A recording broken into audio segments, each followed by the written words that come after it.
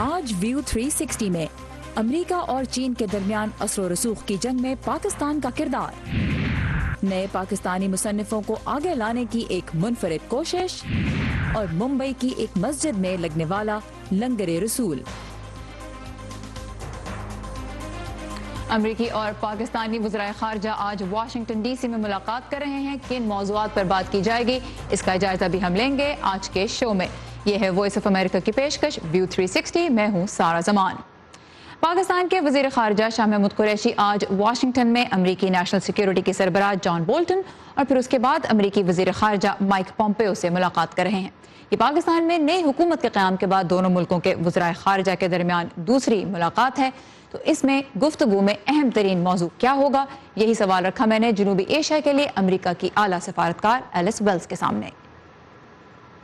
Conversation is about how do we build a strong, what is going to be the foundation. गुफ्तगू का महवर ये होगा कि America और पाकिस्तान के दरमियान शराकतदारी की बुनियाद क्या होगी। हमने ये वाज़ेह किया है कि इसका आगाज़ अफगानिस्तान में अमन और इस्तेहकाम से होगा। पिछले एक साल में ट्रंप इंतज़ामिया ने कई बार इस बात पर मायूसी का इजहार किया है कि हमने मिलकर अब तक तालिबान को मुज़ाकरात की मेज़ पर लाने का कोई रास्ता तलाश नहीं किया और यही गुफ्तगू में सर फहरिस्त रहेगा। लेकिन मैं ये कहूँगी कि इमरान खान की नई हुकूमत से तामीरी सलाह मशवरे को सराहा गया है और हम मुस्तकबिल में पायदार ताल्लुक की उम्मीद रखते हैं। Khan were appreciated, they were constructive, and we look forward to trying to find a firmer footing moving forward. American diplomats के मुताबिक सर फहरिस्त होगा अफगानिस्तान। इसके अलावा तवक्को है कि पाकिस्तान के चीन के साथ गहरे होते माशी ताल्लुकात, जिनके बारे में वाशिंगटन में तहफ़्फ़ुज़ात पाए जाते हैं, और पाक भारत तनाव भी आज की मुलाकातों में ज़ेर बहस आएंगे। तो चैलेंजेस क्या हो सकते हैं दोनों साइड्स को एक दूसरे से बात करते हुए, इस बारे में हम बात करेंगे जनूबी एशियाई उमूर के माहिर और जॉर्ज वाशिंगटन यूनिवर्सिटी से मुंसलिक तज्ज़ियाकार सैयद मोहम्मद अली से। Ali, welcome to view 360। Mic Pompeo से आज मुलाकात हो रही है, उनके बारे में हम जानते हैं सख्त मौक़िफ़ रखते हैं वो। जॉन बोल्टन उनसे भी ज़्यादा सख्तगीर नज़रियात रखते हैं। तो आज की इन मीटिंग्स में शाह महमूद कुरैशी पे और पाकिस्तान की जो टीम है उस पर कितना दबाव होगा?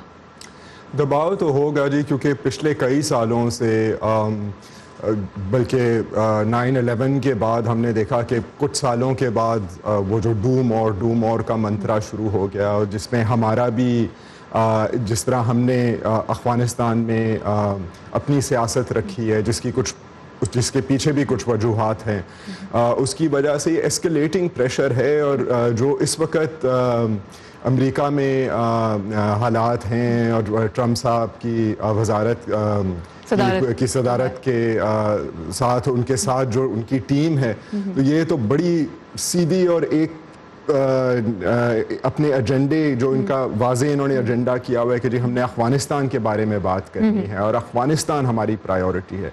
जो पाकिस्तान बड़े सालों से एक पोस्ट 9/11 कॉन्टेक्स्ट में जो है हमारे लिए तो ये बात अच्छी नहीं है कि अगर पाकिस्तान के बारे में जो 50 की दहाई से हमारी रिलेशनशिप है अमेरिका के साथ, अब उसको सिर्फ अफगानिस्तान पे एग्जैक्टली बिकॉज यही मैं जानना चाह रही थी कि पाकिस्तान बहुत अरसे से ये कह रहा है कि हमें अफगानिस्तान के लेंस से ना देखे, हमारे साथ एक अलग रिलेशनशिप रखी जाए।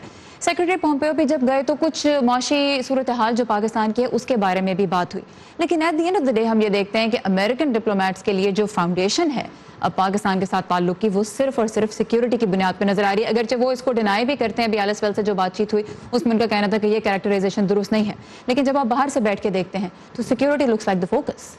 It does. और उसमें यह है कि जब से स्पेशल ऑनवॉय होलब्रुक बने थे ओबामा दौर में बिलखसूस ये टाइटनिंग जो हो गई थी, क्योंकि एफ-पाक जो ऑनवॉय थे तो उनका तो मकसद ही ये था कि पाकिस्तान के साथ जितने ताल्लुकात हैं उनको उस नज़र से देखा जाए कि अफ़गानिस्तान में पाकिस्तान क्या कर सकता है। और दूसरी तरफ हमारे लिए मसला हुआ कि जैसे हमारे साथ ये तंग नज़री हुई तो हिंदुस्तान के साथ, इंडिया के साथ बायलैटरल टाइज जो हैं वो बहुत वसी हो गए। और ये एक ऐसा टॉपिक है जो हमने देखा कि UNGA की साइड लाइन्स पे भी बहुत डिस्कस हुआ।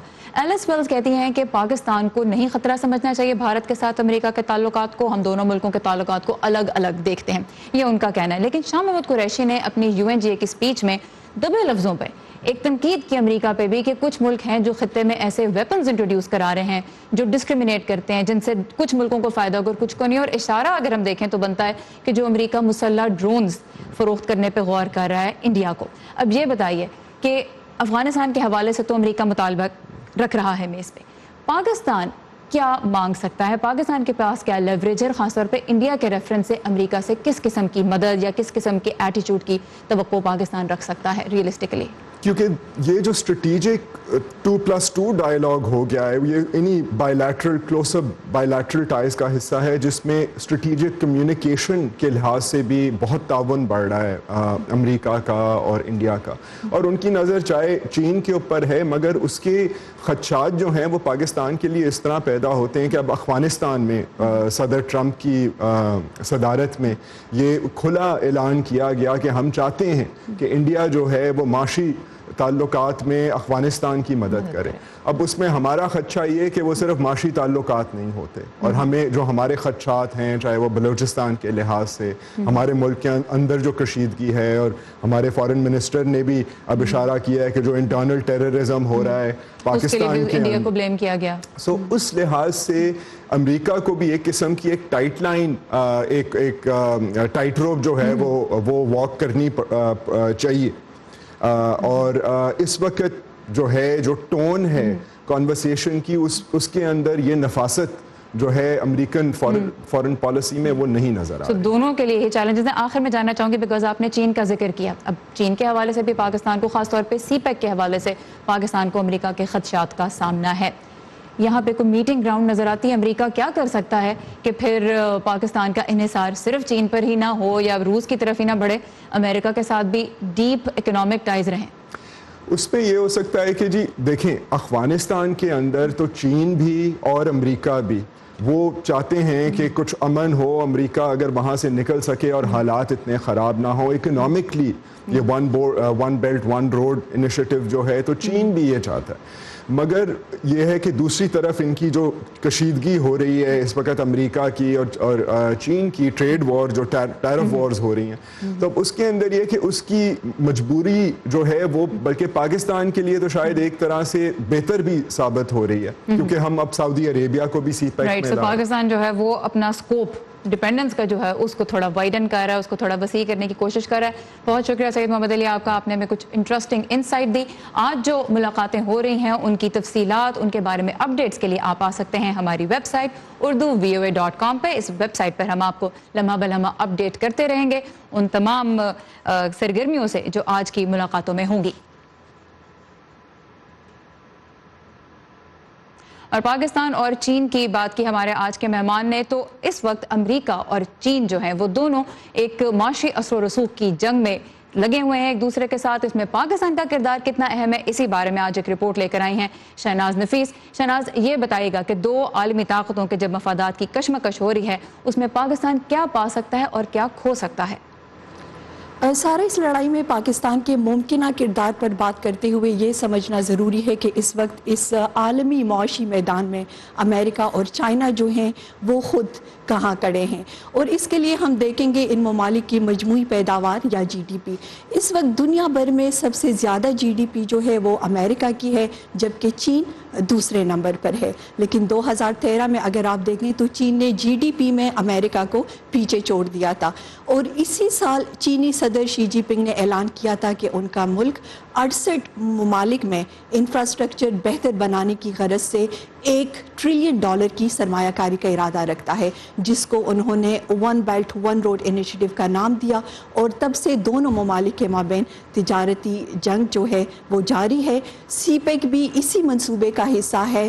امریکہ اور چین کی تجارتی جنگ میں پاکستان کہاں کڑا ہے اس بارے میں دیکھتے ہیں یہ رپورٹ. چین پاکستان میں سی پیک کے نام سے $60 بلین سے زیادہ کی سرمایہ کاری کر رہا ہے. دوسری جانب امریکی وزیر خارجہ مائک پومپیو کہہ چکے ہیں کہ امریکہ IMF کی جانب سے پاکستان کو قرضہ دینے کی مخالفت کرے گا کیونکہ امریکہ کے خیال میں پاکستان یہ پیسہ چینی قرضہ اتارنے کے لیے استعمال کر سکتا ہے. مڈل ایسٹ انسٹیٹیوٹ کے احمد ماجد یار کہتے ہیں کہ اگرچہ سی پیک منصوبے کی کامیابی چین کے عالمی تجارت کا مرکز بننے کی خواب کی تکمیل کی جانب پہلا قدم ہو سکتا ہے، لیکن دونوں ملکوں کے درمیان عالمی برتری حاصل کرنے کی اس لڑائی میں پاکستان کا کردار محدود ہے. پاکستان چین کے one belt one road initiative کا ایک بنیادی جز ہے اور اس کا کسی حد تک اس لڑائی میں کردار ضرور ہے، البتہ یہ کردار فیصلہ کن نہیں ہوگا۔ U S institute of peace سے منسلک کالن کوکمین نہیں سمجھتے کہ ٹرمپ انتظامیہ اور چین کے مابین تجارتی جنگ پاکستان میں لڑی جا رہی ہے۔ میں نہیں سمجھتا کہ پاکستان وہ جگہ ہے جہاں چین اور امریکہ ایک دوسرے کے ساتھ معاشی میدان میں مقابلہ کر سکیں، اور پاکستان سے متعلق امریکہ کے تحفظات دہشت گردی سے متعلق ہیں، اور اگر امریکہ کی توجہ دہشت گردی سے ہٹ کر پاکستان میں چین کو پیچھے دھکیلنے پر مرکوز ہوتی ہے تو یہ امریکی پالیسی میں ایک بڑی تبدیلی ہوگی۔ لیکن پھر امریکی وزیر خارجہ مائک پومپیو کو IMF فنڈ کے پاکستان میں سی پیک کے لیے ہو سکنے والے ممکنہ استعمال پر تحفظات کی وجہ کیا ہے؟ امریکی عہدیدار ماضی میں کہہ چکے ہیں کہ وہ سی پیک کے خلاف نہیں ہیں، لیکن امریکہ سمجھتا ہے کہ چین one belt one road initiative کے تحت ملکوں کو بڑے قرضے دے رہا ہے اور بہت سے ممالک شاید یہ قرضہ واپس نہ کر سکیں۔ مثال کے طور پر چین نے سری لنکا کی ایک بندرگاہ میں سرمایہ کاری کی اور بعد میں قرضے کی قسط ادا نہ کرنے کی وجہ سے سری لنکا کو اپنی بندرگاہ 99 برس کے لیے چین کو دینی پڑی، اور یوں چین کے ہاتھوں ایک انتہائی اہم علاقہ لگا، اور امریکہ نہیں چاہتا کہ یہ سلسلہ جاری رہے۔ اس لڑائی میں پاکستان کا کیا فائدہ یا نقصان ہو سکتا ہے؟ پاکستان کو امریکہ کو یہ یقین دہانی کروانی ہوگی کہ IMF کا فنڈ سی پیک پروجیکٹ کے لیے استعمال نہیں ہوگا، اور پاکستان میں چین کی سرمایہ کاری کا مطلب یہ نہیں ہوگا کہ پاکستان چین کا اتنا مقروض ہو جائے کہ چین اسے اپنے اسٹریٹجک مفادات کے لیے استعمال کرے۔ بعض ماہرین کا خیال ہے کہ چین اور امریکہ کی عالمی غلبے کی اس جنگ میں پاکستان کا معاشی مستقبل داؤ پر لگا ہوا ہے۔ پاکستان کو ایک طرف اپنے انفراسٹرکچر کو بہتر بنانے کے لیے اگر چین کی ضرورت ہے تو دوسری جانب اسے IMF سے قرضہ لینے کے لیے امریکی تعاون بھی درکار ہے۔ ابھی یہ دیکھنا ہوگا کہ پاکستان اپنے ایران کی جانب سے شام میں ان جنگجوؤں کے ٹھکانوں پر میزائل حملے کی مذمت کی ہے جو ایران کے مطابق اس کی فوجی پریڈ پر مہلک حملے کے ذمہ دار تھے۔ امریکی محکمہ دفاع نے وائس آف امریکہ کو بتایا ہے کہ ایران نے گزشتہ روز اس حملے سے پہلے شام میں موجود دیگر ملکوں کی افواج کو پیش کی اطلاع نہیں دی۔ پاسداران انقلاب کے مطابق 6 میزائل عراق پر سے گزر کر شام تک پہنچے، لیکن یہ واضح نہیں کہ ایران کے اس حملے سے پہلے عراق سے بھی اجازت لی گئی یا نہیں۔ امن کا نوبل انعام دینے والی کمیٹی کے چیئرمین نے کہا ہے کہ اگرچہ میانمار کی رہنما آنگ سان سوچی نے کچھ افسوسناک اقدامات اٹھائے ہیں، ان کا نوبل انعام واپس نہیں لیا جائے گا۔ سوچی کو روہنگیا بحران کے حل میں مثبت کردار ادا نہ کرنے پر بین الاقوامی تنقید کا سامنا ہے۔ اور دوسری جانب فزکس کے نوبل انعام کی 117 سالہ تاریخ میں صرف تیسری مرتبہ آج ایک خاتون سائنسدان کو یہ اعزاز ملا ہے۔ کینیڈا کی سائنسدان ڈانا اسٹرکلینڈ فزکس کا نوبل انعام 2 مردوں کے ساتھ شیئر کریں گی۔ اس سے پہلے 1930 اور پھر 1963 میں خاتون سائنسدانوں نے فزکس کا نوبل انعام حاصل کیا تھا، تو آج 55 سال بعد ایک مرتبہ پھر اس فیلڈ میں ایک خاتون سائنسدان کا نام شامل ہوا ہے۔ تازہ ترین خبریں، اہم واقعات، آڈیو ویڈیو رپورٹس اور تجزیے دیکھنے، سننے اور پڑھنے کے لیے ڈاؤن لوڈ کیجیے VOA اردو کی نئی ایپ۔ خبریں اب ہر وقت آپ کی مٹھی میں۔ پاکستان کی وزارت اطلاعات نے فیک نیوز یعنی جھوٹی اور من گھڑت خبروں کو بے نقاب کرنے کے لیے ٹویٹر پر official handle fake news buster کے نام سے لانچ کیا ہے۔ اس ٹویٹر ہینڈل نے تحریک انصاف حکومت کے خلاف سوشل میڈیا پر پھیلی کچھ خبروں کی تردید کے ساتھ ساتھ ان اکاؤنٹس کے اسکرین شاٹس اور پوسٹ بھی لگائے ہیں جہاں پر مبینہ فیک نیوز پوسٹ کی جا رہی تھی۔ ٹویٹر پر جہاں ایک طرف لوگ حکومت کی جانب سے ایسا اکاؤنٹ بنانے کی تعریف کر رہے ہیں، وہیں بہت سے اس اقدام کو شک کی نگاہ سے بھی دیکھ رہے ہیں۔ ٹویٹر پر شیخ عمر نے لکھا کہ یہ ایک بہت اچھا اقدام ہے، اس کے ساتھ قانونی کارروائی بھی ہونی چاہیے اور یہ پرنٹ اور الیکٹرانک میڈیا پر بھی لاگو کرنا چاہیے۔ لیکن دوسری جانب میڈیا میٹرز فار ڈیموکریسی کے اسد بیگ نے سوشل میڈیا پر کہا کہ جب بھی حکومت صحافیوں کا کام اپنے ذمہ لیتی ہے تو اس کا نتیجہ آزاد میڈیا کے حق میں اچھا نہیں نکلتا۔ اسد بیگ نے امریکی صدر ڈونلڈ ٹرمپ کی مثال دیتے ہوئے لکھا کہ یہ ایسا ہی ہے جیسے امریکی صدر CNN یا دوسرے ناپسندیدہ میڈیا اداروں کی خبروں کو فیک نیوز قرار دیتے ہیں۔ تو آپ کے خیال میں فیک نیوز بسٹر کیسا اقدام ہے؟ ہم سے اس بارے میں انگیج کریں facebook.com/VOA اردو کے پیج پر یا پھر ہمیں ٹویٹ کریں @UrduVOA۔ آپ کے ویوز کو جاننے کا انتظار ہمیں رہے گا۔ امریکہ میں سپریم کورٹ کی واحد خالی نشست کو پر کرنے کا عمل تنازعات میں گھرا ہوا ہے۔ صدر ٹرمپ کے نامزد کردہ امیدوار جج بریٹ کیونو کے تقرری کا عمل افراتفری کا شکار ہے کیونکہ متعدد خواتین ان پر ماضی میں غیر اخلاقی رویے کا الزام عائد کر چکی ہیں۔ جج کی تقرری کا عمل سینٹ کے ہاتھ میں ہے، لیکن وہاں بھی معاملہ سیاسی بنیادوں پر بٹ گیا ہے۔ مزید جانتے ہیں اس رپورٹ میں۔ امریکی آئین کس چیز کی اجازت دیتا ہے؟ اس کا حتمی فیصلہ صرف امریکی سپریم کورٹ کے پاس ہے، اور سپریم کورٹ کے 9 ارکان جس مرحلے سے گزر کر اس کا حصہ بنتے ہیں، اس کا آغاز صدر سے ہوتا ہے۔ آج رات میں آپ سے وائٹ ہاؤس کے ایسٹ روم سے امریکہ کے صدر کی حیثیت سے اپنی سب سے اہم ذمہ داری پر بات کرنے کے لیے مخاطب ہوں، اور یہ سپریم کورٹ کے جسٹس کا انتخاب ہے۔ جب ایک مرتبہ نامزدگی ہو گئی، سپریم کورٹ کے اس نامزد جسٹس کو سخت جانچ پڑتال کا سامنا کرنا پڑتا ہے، جو امریکی سینٹ کی جوڈیشری کمیٹی سے شروع ہوتی ہے۔ جج بریٹ کیونو ہمارے سامنے جاب انٹرویو کے لیے آئے، جو ملک کی اعلیٰ ترین عدالت میں تاحیات تعیناتی ہوگی۔ کئی دنوں تک کمیٹی نامزد امیدوار کی ان کی عدلیہ پر نظریات اور قانون کی تشریح پر سخت سوالات کرتی ہے۔ کیا دوسرے غیر ملکی دہشت گردوں کے ساتھ تعاون کرنے والے کسی امریکی شہری کو ایک دشمن جنگجو کے طور پر پکڑا جا سکتا ہے؟ پھر کمیٹی ووٹ دیتی ہے کہ آیا نامزد امیدوار کو سینٹ کو تجویز کیا جائے یا نہیں۔ گزشتہ ہفتے کرسٹین بلازی فورڈ کی جانب سے صدر ٹرمپ کے نامزد کردہ بریٹ کیونو پر ہائی اسکول میں جنسی حملے کے الزامات کی سماعت کے بعد سینٹ جوڈیشری کمیٹی نے بمشکل امیدوار کا نام سینٹ میں بھیجا۔ کیونو اس الزام کو مسترد کرتے ہیں۔ ایف بی آئی کو سینٹ کے آخری ووٹ سے پہلے ان الزامات کی تحقیقات کے لیے ایک ہفتہ دیا گیا ہے۔ پوری سینٹ جج کیونو کی نامزدگی پر آج سے غور شروع کرے گی۔ قانونی ماہرین کا کہنا ہے کہ آئینی ذمہ داریاں پوری کی جا رہی ہیں، حتیٰ کہ اگر یہ مرحلہ غیر معمولی حد تک ابتر بھی ہو۔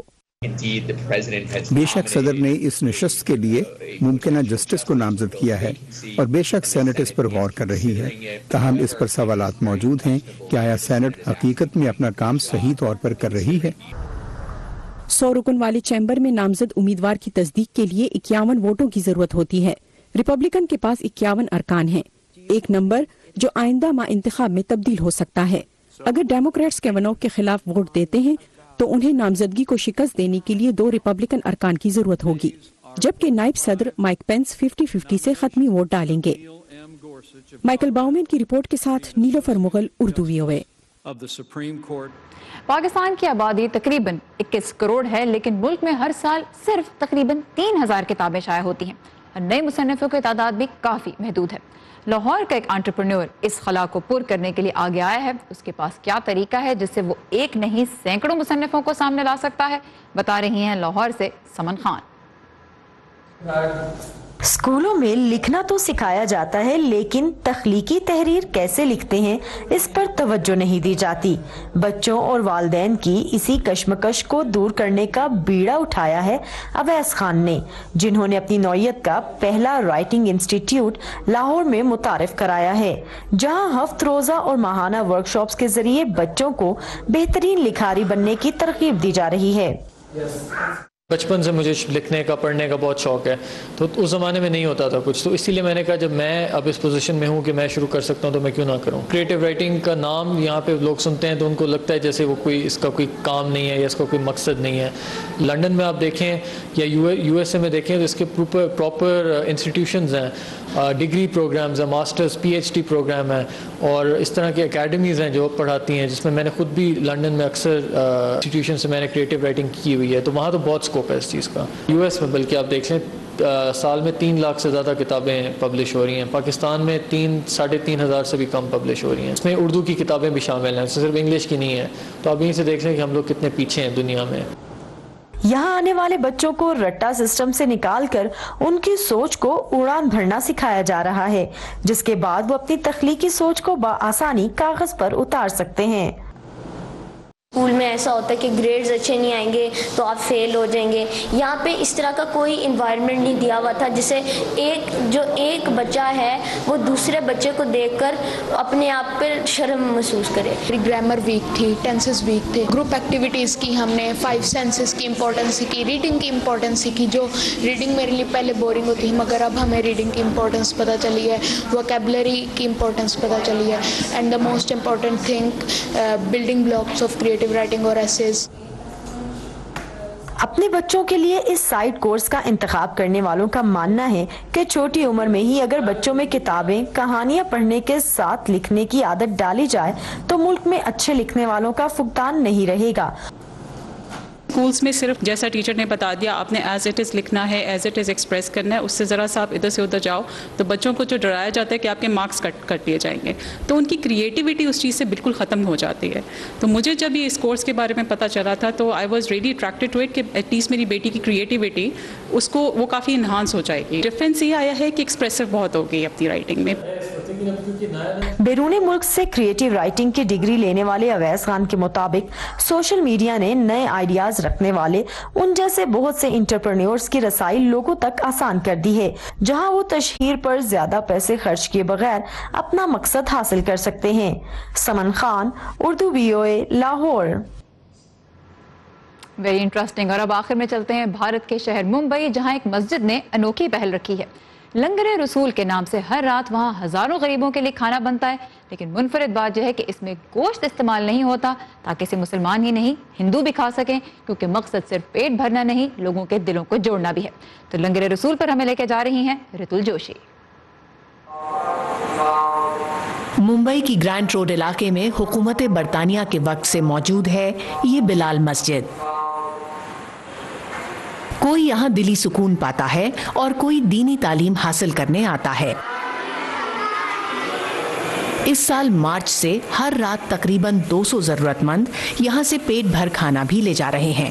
7 مہینے سے چلنے والے اس لنگر رسول میں صرف ویجیٹیرین کھانا ہی بنتا ہے۔ ادھر ہندو بھی ہے، مسلم بھی ہے، تو ہم نے ویج اس لیے سوچا کہ کوئی بھی آ کے بے دھڑک کھائے، without hurting anybody's religious sentiments, you can feed and anyone can come and eat it.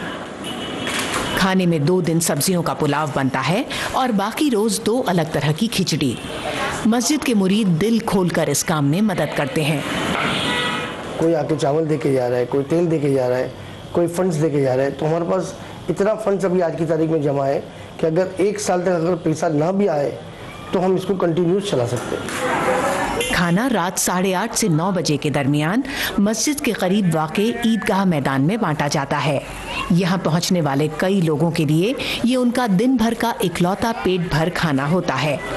رات کو میں بھوکا سو نہیں پاتی اور میرا بھر پیٹ کھانا مل جاتا ہے مجھے، اور میں وہ کھانا کھا کے سو جاتی ہوں۔ رات میں جو کھانا ہم لوگ جو کھا لیتے ادھر پہ، وہ کھانا کھانے کے بعد میں جو پیسہ بچتا ہے وہ صبح میں چائے پانی ناشتے کے لیے وہ پیسہ کام آ جاتا ہے۔ کملیش کپاڑیا جیسے لوگ یہاں غربت نہیں سہولیت کی وجہ سے آتے ہیں، بغیر اس بات کی پرواہ کیے کہ وہ مسلمان نہیں ہیں۔ ویجیٹیرین دیتے تو سب لوگ ویج تو کھاتے ہی ہے۔ جب بھی میں آفس سے جلدی چھوٹ جاتا ہوں تو آتا ہوں یہاں پر۔ اناج میں کیا شرم کرنے کا، ایک ٹائم کا پیٹ بھر جاتا ہے۔